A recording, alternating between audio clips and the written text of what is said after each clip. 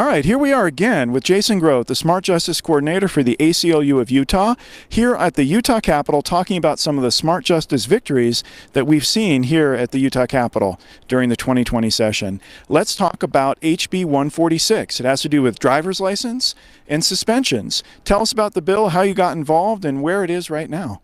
This is a piece of legislation we've been working on for several months now in conjunction with Libertas and Americans for Prosperity.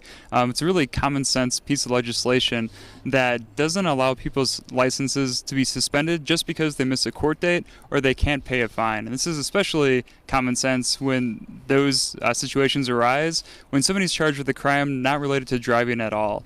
And so this would allow people to continue driving to work to get the money to pay the fine or to make it to the next court date. When we think about getting around our state, it's mostly rural areas, and so for people in Salt Lake County and Utah County, a little bit easier to get to court if you don't have a license, but in some places like Beaver County, it's a lot harder.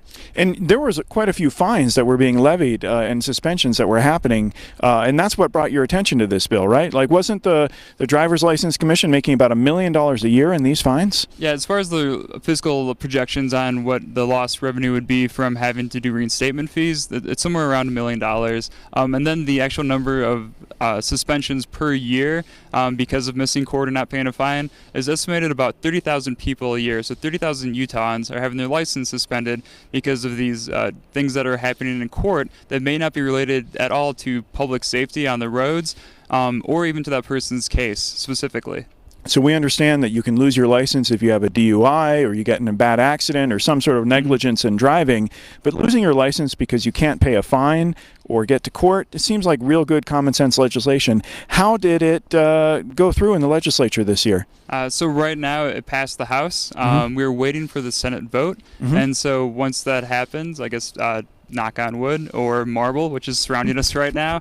Hopefully that'll pass the Senate, and then it'll go over to the governor to be signed into law. Gotcha. So one of those bills that we're waiting until these waning moments of the 2020 legislative session to see if it'll cross the finish line. Yeah, we have until midnight tomorrow on Thursday to have that happen. And who sponsored this bill? This is Representative Corey Malloy.